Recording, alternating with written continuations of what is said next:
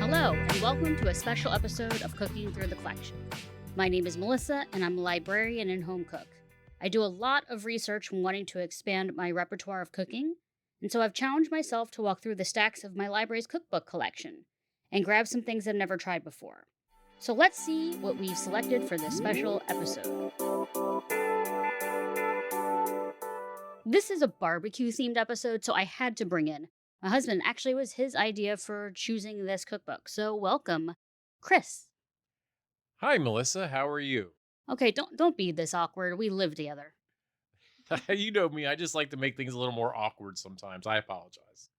So, when did you start trying to make barbecue at home on your own? Well, I once knew a coworker that liked to make pulled pork. So I started off just making pulled pork in the crock pot. It was just a pretty simple recipe. You take a pork shoulder, you put in your favorite barbecue sauce, and then you let it cook on low for a long time. But after a while, I had Famous Dave's, which makes barbecue, and it was kind of the first time I've ever had barbecue. And I know it's a chain; it's not authentic Southern barbecue, but I really thought, okay, this is interesting. This is good. I like the taste of this. I think I can do this at home. So I went out and I got a smoker, and I made pulled pork in the smoker, and it came out really good. And I got even more compliments than I was getting when I was making it in the crock pot. So from there, I just decided, you know what? I'm just going to make this a thing. I'm just going to start smoking all sorts of different meat. And I have been able to be the lucky recipient of your wonderful barbecue. But I know that on a recent work trip, you got to go to Franklin Barbecue in Austin, Texas. How was the barbecue? People say that is one of those destination places. It absolutely is. And I can't recommend it enough. If you're in Austin, Texas, you definitely should make the pilgrimage. For me, it was an easy decision. It was literally 2 blocks from where I was staying in downtown Austin. So I didn't even go to the hotel. I got off of the airplane and had the Lyft driver take me to Franklin Barbecue, and I waited in line for about 90 minutes, which really isn't bad. They say that it's like sometimes could be a 2 to 3 hour wait. Yeah, I've heard that people have chairs, they'll offer you drinks. Even people pay people to sit in line for them. Yeah, and I was able to luckily grab a chair because it was a little overcast that day. It was slight drizzle, but there was cloud cover underneath the overhang. So I got to stay dry in the rain. I got a nice place to sit. You get to meet some interesting characters in the line, and then you let them know well before you go in what you were looking for, so that way they can make sure they have it prepared for you. I got a quarter pound of brisket, a rib bone, and I also got their bourbon banana tart, which unfortunately you would not have been able to try even if you were there. Yeah, no thanks. But it was really tasty and I really enjoyed it. It was the best barbecue I've eaten out in my life. And the brisket was just on a whole other level of any brisket I've ever had before, including mine, which I'm pretty proud of my brisket. That brisket was so much better than mine. Episode's cookbook is Franklin Barbecue, a Meat-Smoking Manifesto by Aaron Franklin and Jordan McKay. The cover looks like the most amazing tray of food ever. Did it look like that somewhat when you went? That's exactly what it looked like. All of the barbecue there looks amazing, and particularly the brisket. Looks like there's jalapenos, which I don't think you mentioned, hot links, which you said you regret not having, Right. ribs, and then the brisket, coleslaw, pickles, which I think are really important with barbecue to kind of cut through that fat, and then everything. So, what gravitated you towards this book? I think someone got it for you for Christmas, right? It was a birthday gift from some coworkers of mine. And what pulled me towards this is that they were the ones bringing me out there for a work event or a work trip out to Austin. And they heard me talking so much about how much I wanted to go to Franklin Barbecue. So they surprised me right before our trip. They got this for me for my birthday. Yeah, and we also have it in our local library. It's a lot of places as well. This is a very popular place. So, how approachable do you think the recipes are just at first glance? They're very, I don't consider this a daunting cookbook by any means. If you've never smoked anything before, or even if you have, I think it's a good way to level up your cooking. The first few pages aren't just recipe books. It goes into the process of smoking. So it's not just where you just go to this page and you start working on the smoke. There's a lot of information on how to build a smoker, for example, or how to build a fire in your smoker once you have that. Now, that's something I cheat on a little bit. My smoker is a gas powered smoker that uses wood chips, and this goes into a lot of using actual wood fire for your smoking And needs. we're working up to that one day, right? Exactly. Yeah. I'm not quite at that level yet. I'm still, I still consider myself a above beginner, perhaps. The brisket recipe starts on page 147. Okay, so let's get started. So the brisket is out, and you're going to be doing the rub now, right? That's right. So the first thing we do on cooking through the collection is we wash our hands. Yes. So let me wash my hands. We have a beautiful brisket waiting for us in our tub. We have a special tub that I use just for smoking projects. Instagram encouraged us to buy them, right? That's right. Yeah. Instagram's listening to you. And sometimes you can listen back. That was okay. It's a little early for that in the AI meta stuff. So I know that you do have a specific method to what you put in your rub. So what is in the rub? Today's rub, we have 3 tablespoons of ground black pepper. We have 3 tablespoons of Papa Joe's salt. And we have 1 tablespoon of superfine sugar. Let's talk about Papa Joe's salt a little bit later, since it's probably got a story behind it. Our brisket today came in a gigantic vacuum seal bag. Yes, a giant vacuum sealed bag from the Amish market, our Amish butcher. They do wonderful work. So I'm just going to take that out of the bag right now. And try not to drop it all over the floor. We apologize if you hear our cat. She is confused that we are wide awake at 5:12 in the morning, because that's not normal around here. No, it certainly is not. And I think we're both struggling a little bit, but you know what? That's part of the barbecue. You have to get up early for the craft. Usually, if you stay up really late into the morning hours to do it. So why is it different this time? I'm trying a new method. I'm going to try cooking the brisket a little bit warmer than I usually do. I'm cooking it at 275 degrees instead of keeping it below 200. The reason for that is I was reading the Franklin cookbook, and that was his method, and I'm trying his method today. Right now, I'm just drying off the brisket as much as possible, so that way I tend to find that the rub will stick a little bit better when it's dry. In the Franklin cookbook, there is a rub recipe.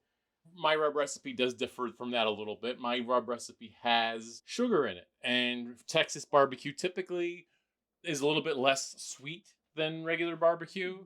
Personally, I have a sweeter palate, so I put a little bit of sugar. But other than that, it is very similar to the Franklin recipe. Aaron Franklin does encourage people to build their own rubs, and he offers suggestions. And he does tell people that there are people that like to put sugar in rubs. He personally does not, but people should do what they feel comfortable with. So Well, that's good. There doesn't sound like he's gatekeeping in the same way that some barbecue cooks can. Yeah, no, he's very open to people doing things their own way, but although he does offer opinions on other things. Hey, Samin. As we said, Samin, our cat, is like, what's going on? This is weird. You're both up. What's happening? Am I being put into a cat carrier? The answer is no. No, you have free roam of the house today, Samin. So now I'm just rubbing the brisket. Did you use superfine sugar for this? Yes, I did use superfine sugar for this. The reason I like to use superfine sugar in rubs, it's typically used, I believe, in coffees and teas. Cocktails, too. Oh, and it's used in cocktails. Okay, I did not know that. The reason that I like to use it in rubs is that it dissolves quickly into the meat. Typically, I usually rub overnight, but Aaron Franklin did suggest rubbing an hour before you put it on the smoker. So, like I said, I'm doing things a little bit differently than I usually do just because it's the Aaron Franklin way. And I do see the benefit of putting it on at this point in the cook rather than doing it earlier because it's going to draw less moisture out of the meat. It smells very peppery here. He was doing a lot of pepper grind last night, and whew, it's such a simple rub compared to like what you do for pork or ribs. Yeah, my pork rub I think has like 10 or 12 ingredients. There are other things in the Papa Joe's salt. I think it's garlic powder, right? Yeah, so it's a little bit more complex than even just the Aaron Franklin recipe. Although Aaron Franklin does say you can put onion powder or garlic powders. I think they're easy. He's a fan of those things, but his rub typically is salt, pepper. Papa Joe's salt is kosher salts, plural, sea salts, plural, black pepper, and garlic. And it says on the front of the label, Papa Joe's salt, the Southern salt. My husband's dad's nickname was Papa Joe, and so this is an integral part of any recipe that you've used it in. Yes. I'll just finish up this rub. Looking nice and coated on our brisket. It's like I say, you gotta risk it for the brisket. Okay, so we'll come back when you're putting it on the smoker. Yeah, we'll come back when we're about ready to put it on the smoker, which will be in about an hour. So we're back, and what are you doing? I'm putting the temperature probe in my brisket. I'm one of those people that does like to keep an eye on my temperature as it goes. Some people don't like to do that, but I personally find it very helpful. And this is one of those fancy probe sensor thermometer things that one goes into the meat that you're cooking, and the other one does the air temperature, right? That's correct. There are lots of cords and cables going around, and we're going to hear a lot of beeping. I'm just going to stick the probe into the brisket. Into the thickest part. I know that much. The point is the part that everybody really likes. It's got the most fat. It tends to be the most flavorful part, so... Could you need me to help carry this while you go? Yeah, if you could help, that would be great. Okay. We are going to head outside. Yeah, I didn't mention this earlier, but we are smoking over oak wood today. I was wondering what you were going to choose this morning. Yeah, the best brisket wood tends to be oak. It's a hardy wood. It's a strong wood. You can't just use like a fruit wood or something like that on a brisket. You need to use something that can handle a stronger smoke. Why not something that some people might think of for Texas, like mesquite? Mesquite tends to be too strong. You don't want to get something that's going to overpower the flavor of the meat. You want something that's going to complement the flavor. And oak is strong, but not so strong that it's going to overpower the meat. Like hickory is about as strong as a wood as I think I would ever use for any smoke. Okay, so we're putting it into the Camp Chef Smoke Vault. And it is a gas smoker, right? What's the advantage of the gas smoker? This is a vertical gas smoker. So what we do is on the bottom level, we have a heating element that is powered by propane. And over top of that, we have our wood chips. So the burner powers the wood chips and lifts the smoke into the meat. And over top of that, I have a water pan, which is used to collect the drippings. And it's also used so that way it keeps the smoker full of moisture while we are cooking. So we're going to open the smoker up? Yes, it's going to be smoky. So if you cough, I apologize. We are up to temp and the brisket's going to go in. Close the door. Then how long do we wait? Well, we're going to have a couple of different phases here. For now, we're just going to let it just smoke for 2 hours. Okay, so we'll be back in 2 hours. Yes. Okay, and we are back, and it's been about 2 hours, right? It's been 2 hours. What we're doing now is we're going to do our first check. I'm going to add some fuel to the smoke box so we can get a little more smoke out there. And I also want to check the color of the brisket. It's cooking a little bit faster than I anticipated. I think that might be just due to a bad probe placement. I might mess around with the probe a little bit, but let's take a look and see what we got. Okay. It's got a nice color, which we like to see. And the beeping is just telling us that he opened it. He's basically the equivalent of I opened the oven door. Did you buy these online or did you buy the oak chips somewhere locally? Well, they're actually a Christmas gift, but they were ones that I did request. I just wanted post oak.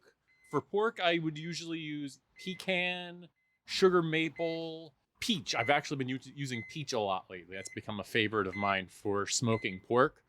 But for post oak, we got those online. You usually can't find these chips at your local Home Depot. They usually tend to keep the more traditional flavors, your cherries, your apples, hickory, mesquite. So you have to kind of special order these. Okay, so what's the next step? We're going to come back in about an hour. I'm going to probably play with the probe adjustment at that point just to see where we're at. It's saying we're at 177. I think that's a little higher, and I wouldn't be surprised if after playing with the adjustment that it's a little bit lower than that. We're hoping to eventually get this to 203. It's going to take us a while to get there because it will stall. I'm always tell myself during this cook, if it's cooking too fast, you got to calm down. It's going to stall. It's going to stall because I'm always afraid this is the one time that it's not going to stall. But brisket always stalls. Okay, we're back. I can see that the air temperature is at around 278 and the brisket's at 178. Yeah, I adjusted the probe, so I want to try to get it more towards the center. So it's slowed down a little bit, which is what we want. We don't want it to cook too fast. We're trying to break that down as at a good pace. We don't want to go too fast, not too slow, just right. Because if we take it too slow, we won't be eating dinner tonight. That would be bad. I noticed too, we actually have more smoke now, so I guess refreshing it was really important. Yeah, we want to make sure we're refreshing. At this point, I'm going to probably refresh it about every hour. I don't know if the meat's going to be getting a ton more smoke at this point, but the bark will be getting some smoke. So we want to make sure we're keeping that to get good color on the brisket. And good texture too. Good texture, yes. Okay, so you also said you're gonna give it a little bit of a mop. So yeah, this is going to be the first application of the mop. And by mop, I do have a literal miniature mop for those who are not familiar with barbecue. But I'm not actually going to use it to touch the brisket. What I want to do is I just want to make the outside of the brisket a little moist. And I also want to take a look at the color. We're trying to darken the brisket as much as possible. We want to get it to like a dark brown / almost black color. Last time I checked, it was like a light mahogany. So we're getting there, but it's not quite where we want it to be yet. So that's what we're going to take a look at the color, see where that is. And you might hear some church bells in the background. It is Sunday, so church is going on. So yeah, we're going to take a look and see what we got. Okay.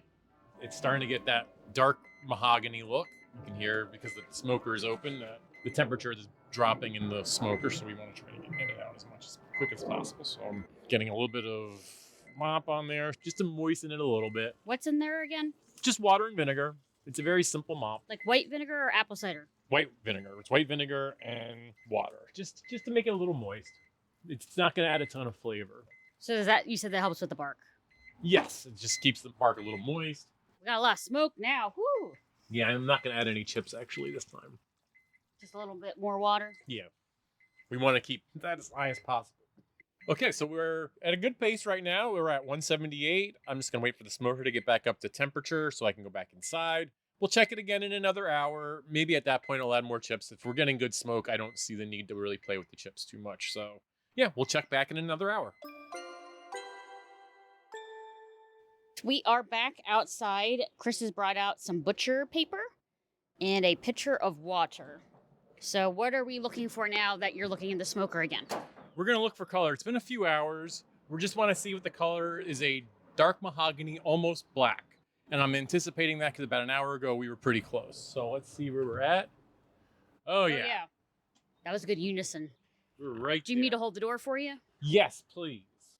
Okay, so there's this beautiful mahogany / black brisket. I can say that 5 times fast. On the rack, he's using the gigantic tongs that I got us for barbecuing a year or so ago, and he's lifting it off of the rack. Yes. I'm getting out of his way and getting it onto the center of the paper. He did pretty good on that. We only dropped one thing, and it wasn't the food. We don't want to drop food. No, don't drop food. That would just be sad. He's now putting the rack back into the smoker. Close the door. Pull the paper over top. So you folded it up halfway across the brisket. Now you're going to roll it. Okay. We'll actually want to be a little bit off center of the roll. Since we're going to put the paper on, folding it on itself so you can make it nice and tight. We're going to fold on this side. So we kind of did a one end roll, rotated up over, folding in the other end. It's going to be rotating it over again. Yes. This is not easy for an audio podcast, is it? No, I'm finding that we're learning as we go, right? Back on the smoker. I'm going to hold the... Thank you. So we can plug that back in. Okay.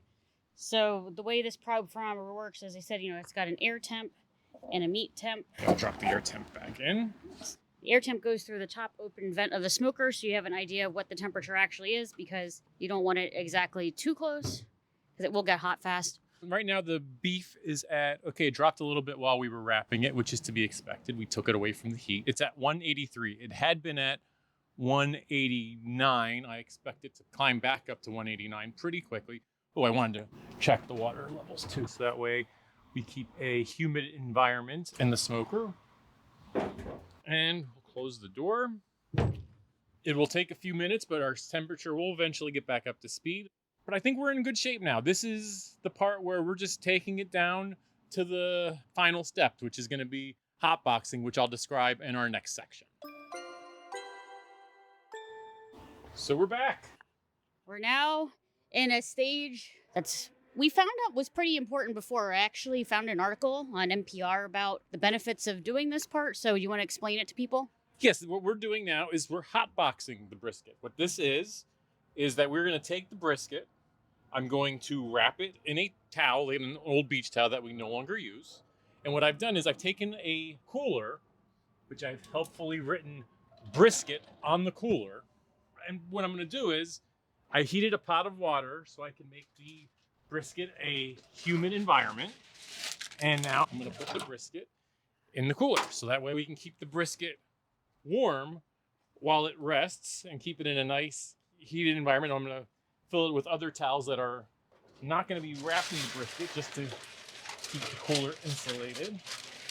Here we go. Because of the way that it's situated, it's tightly wrapped, so I don't want to unwrap the brisket. Certainly. Well, it's hot. We want to keep it nice and insulated. And we're good to go. Okay, we're going to transport it 90 minutes, and then we'll cut it and see how it goes. Absolutely. I'm thinking it's going to be very good. Now we're going to be switching roles. I'm going to be doing a lot of the talking, and Melissa is our cutting expert because she went to culinary school, so she actually has knife skills, unlike your humble barbecuer who has no knife skills to speak of whatsoever. I don't know if that's accurate. I'm a culinary school dropout. I've told them already. But you are also really good at cutting stuff, at least compared to me, because you can, I see something like a tomato and I slice it and I'm going, oh, one slice, two slices, and you just go pop, pop, pop, pop, pop, pop, pop, pop, pop. Well, okay. So we have had it in the cooler. Okay. I'm lifting it out of the cooler directly onto the cutting board. You don't have to put it that close to me.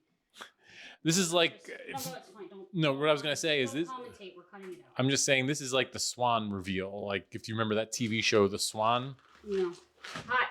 It says you're supposed to do it when it's not too hot to the touch, and it's pretty dang hot. That whole cooler method is very effective. It does keep it very warm throughout. And so we pulled that off of the smoker almost 2 hours ago, and it's still remaining hot to this point. So. And so I read through the Franklin cookbook that it was much more comprehensive about cutting. The thing is, though, I should be able to hold it, and it's still so hot that I don't know that I will.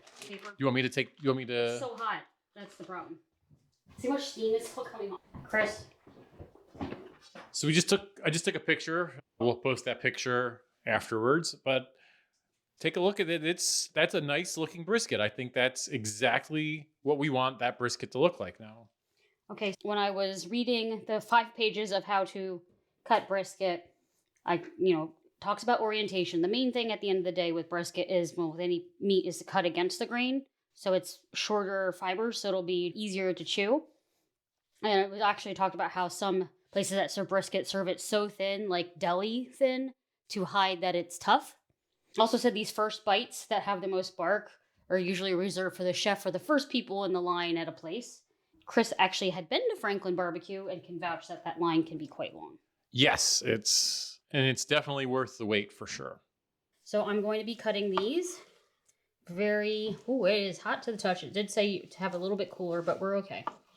It's been resting, so we're making thin slices against the grain. This knife is the Victorinox. It's a slicing knife. It seriously is like probably about 14 inches long. It's really good for cutting through meat. I say that we use it for the 3 B's: brisket, bacon, and brownies. Oh, I didn't know you ever said that. So, okay. Well, that's something good to know. So what I learned, you can put it back towards me now. What I learned is that Franklin doesn't separate the point and the flap until you get to the point of that where you're cutting that. So, because it helps keep moisture in. So I'm going to keep cutting, and we'll be back for the taste test. Can't wait. No, okay, so we're going to try a first bite. You did have one tiny little bit, but it wasn't, a full bite. This is a full bite. And it's a full end. No, not to get chewing noises. No, not on the podcast. You gonna say anything? Any words yet? No, he's still chewing. Big bite. Well, you did that to yourself. So what was your first bite? Was it lean or fatty? It was a fatty. It was a burnt end part. It was good. The brisket is tender, but the bark, we left it on there for a little bit longer. It got a little bit more smoke on it. It got a little bit more depth of flavor to it. I'm really happy with how this turned out. Okay, anyone else have opinions at the table? She's not good. I will second that the lean is very, very tender. Very tender, but it's still moist. It's not like it's dried out or anything. And you've had previous versions of this brisket. How do you think how it ranks? Ranks high? Very high. Really. My dad is serving up a whole plate of food. We also admit he snuck a piece too, but... We all snuck a piece because it was really good. Too good looking. Okay, so it's not a full reveal, but... Yeah, we have different kinds of salads. All of them have a vinegar base to help cut through the fattiness on this piece of meat because it's definitely rich. Can't eat a ton of it without not feeling great. But it looks like you were able to slice it very well, too. She sliced it beautifully. It didn't fall apart like it usually does. Thank you. Well, it's the fattier size that really does that. Right. And it had the advice of kind of like holding it tighter while you're slicing it, which makes sense so it can't wiggle and shred as much. And I think that trick helped. Good trick. Thumbs up. Did you get any fatty or only lean? Got a little That's bit of the fatty, right? Yeah. It is so good. I have a favorite side now. The fattier side, because it works really well. Just kind of melts in your mouth. Also, you can shred it, so I feel like you can eat a little less of it. Fat is flavor. I've heard that before. That is flavor. So I think everyone is happy with their meals. Happy. Delicious. This is the first time I've had your brisket fresh, as opposed to... frozen and reheated. It's a different experience. So, okay. What a nice brisket. Thank you very much. You had asked for this about a year ago, and it was something that I've been meaning to deliver on, and this is like the perfect window to do so. So happy we were able to make this happen.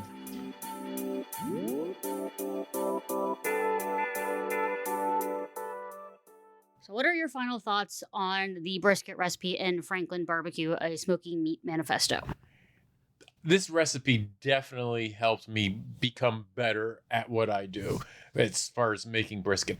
I've made good briskets, and people have often told me, your brisket is so good, it melts in my mouth like butter, and I always appreciate that. And then they'll say that's on the same level as my pulled pork, which I've always considered to be my specialty. That's what I do best. I make pulled pork.